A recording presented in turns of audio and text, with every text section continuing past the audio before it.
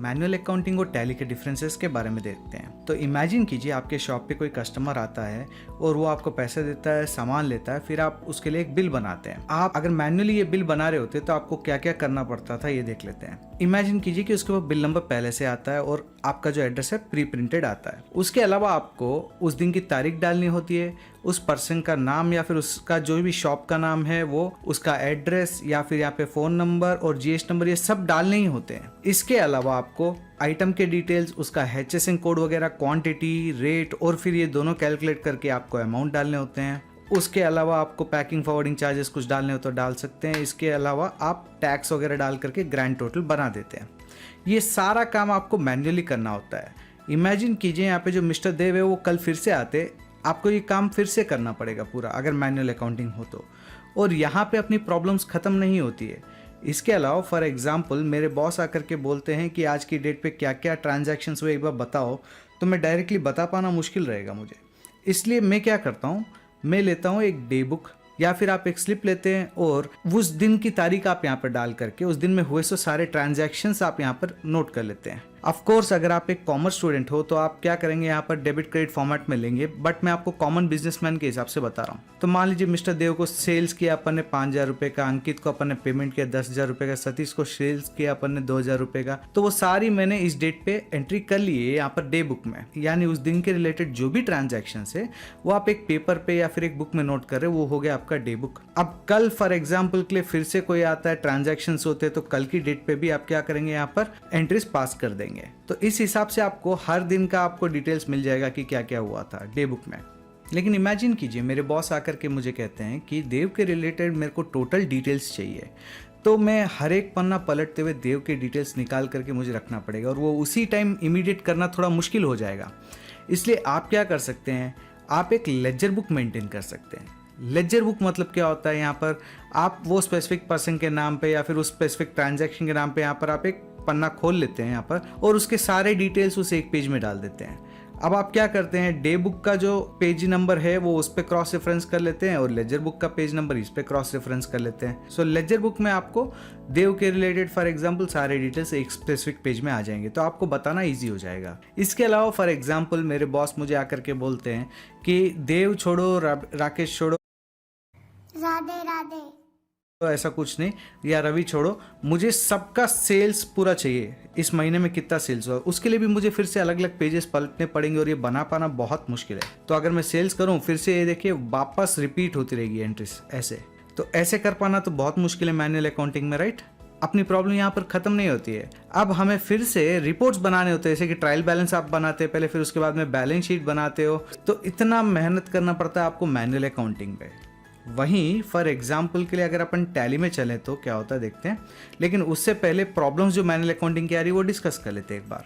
तो जब आप बिल देते हैं हर बार पार्टी का डिटेल्स लिखो, स्टॉक डिटेल्स लिखो, कैलकुलेट करो मैन्युअली, ये सब प्रॉब्लम्स आती है। फिर से आपको डे बुक में एंटर करना, लेजर बुक में एंटर करना, रिपोर्ट्स बनाना, और उसमें कैलकुलेशन एरर्स भी आराम से आ सकते हैं। वही टैली में आपका सिंपल 5 स्टेप्स में आपका बिल भी बन जाएगा और ऑटोमेटिक आपका लेजर बुक में पोस्टिंग हो जाएगी, राधे राधे, बुक में पोस्टिंग हो जाएगी, रिपोर्ट्स अपने आप जनरेट हो जाएंगे, सब कुछ अपने आप हो जाएगा। तो मैं आपको एक ओवरव्यू दे देता हूँ एक बार। तो सबसे पहले आप क्या करते हैं, जैसे रियल लाइफ में आप दुकान का नाम राधे राधे रखते हैं बाहर, वैसे यहाँ पे आप टैली में आप अपना कंपनी का नाम रखते हैं ताकि आप उस कंपनी के रिलेटेड एंट्रीज कर सके या फिर जो भी उस कंपनी के रिलेटेड अकाउंट्स कर सके। क्योंकि मान लीजिए आपका एक से अधिक कंपनी है तो दोनों के मिक्स नहीं करने होते, राइट, तो दोनों के अलग अलग अकाउंट्स क्रिएट करने होते हैं। तो यहाँ पे मैं अकाउंट क्रिएट कर लूंगा मेरे कंपनी के नाम से, इसके अलावा यहाँ पर उसका एड्रेस भी दे दूंगा।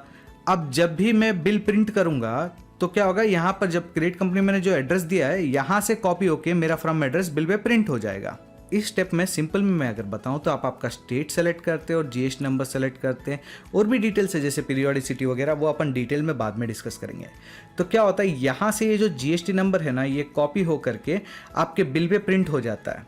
अब नेक्स्ट लेजर्स, जैसे आप वहाँ पर लेजर बुक में एक नाम छोड़ रहे थे, एक पन्ना छोड़ रहे थे किसी के नाम पे, एग्जाम्पल के लिए देव के नाम पे आप ऐसे पन्ना छोड़ रहे थे, वैसे ही आप यहाँ पर टैली में भी लेजर तो बनाना पड़ेगा। आप टैली को सपना थोड़ी आएगा कि आप कौन सा लेजर दे रहे हैं, आपके पार्टी के नाम क्या वगैरह, तो लेजर्स बनाने पड़ेंगे, राइट। तो यहाँ पर आप सिर्फ नाम छोड़ते हैं, यहाँ पे टैली में आप क्या करते हैं, नाम लिखते हैं उसका, साथ ही साथ ये बताते हैं टैली को कि वो कौन सा कस्टमर है, कि वो आपसे परचेज करता है या फिर आप उनसे परचेज करते हैं एक्सेट्रा।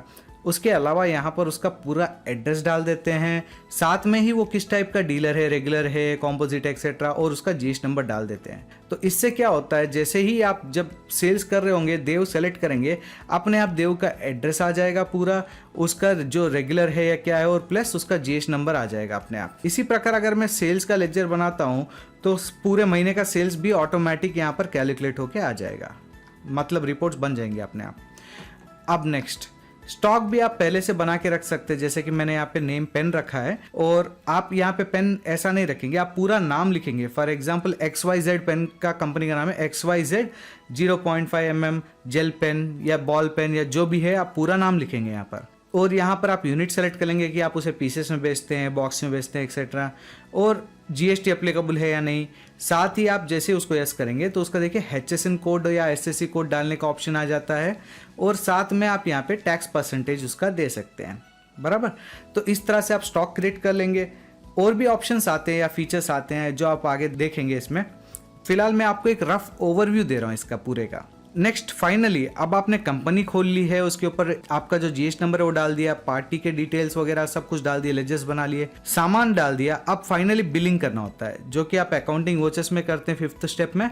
अब इसमें आप क्या करते हैं, तारीख सेलेक्ट करते हैं, तारीख सेलेक्ट करने के बाद में तारीख डालते हैं, तारीख डालने के बाद में यहाँ पे पार्टी का नाम आप सेलेक्ट करते हैं। एक्चुअली यहाँ पे एक लिस्ट आ जाती है उसमें से, क्योंकि आपने ऑलरेडी बना दिया था लेजर्स में से, तो वहाँ पे एक लिस्ट आ जाती है, लिस्ट में से आप उसका नाम सेलेक्ट कर लेते हैं। सेलेक्ट करते ही क्या होता है, आपको वो नाम यहाँ पे डिस्प्ले हो जाएगा। आप बोलेंगे एड्रेस तो नहीं आ रहा अभी फिलहाल देव का तो हमने एड्रेस भी दिया था। डोंट वरी, जब प्रिंट होगा तब आ जाएगा। इसके अलावा सेल्स लेजर में आप सेल्स सेलेक्ट करते हैं, और यहाँ पर फिर से लिस्ट आती है, उसमें से आप आपका आइटम सेलेक्ट करते हैं, और यहाँ पे क्वांटिटी रेट दे देते हैं, और जीएसटी अपने आप कैलकुलेट हो जाएगा। ऐसा सेटिंग करना मैं आपको दिखा दूंगा ऑटोमेटिक कैलकुलेशन का। अब जैसे ही आप प्रिंट देंगे तो देखिए यहाँ पे जो मेरा कंपनी का नाम आ रहा है और ये जो एड्रेस आ रहा है हेमेंद्र और ये XYZ स्ट्रीट एक्सेट्रा, ये इस स्टेप में से कॉपी होकर के अपने आप बिल पे आ रहा है। और यहाँ पे जो आप जीएसटी नंबर देख रहे हैं ये सेकंड स्टेप में से कॉपी होकर अपने आप आ रहा है। ये जो देव का पूरा डिटेल देख रहे हैं ये लेजर में से कॉपी होकर आ रहा है। और साथ ही साथ यहाँ पे स्टॉक का जो डिटेल्स है ये देखिए HSN कोड हो गया, ये सब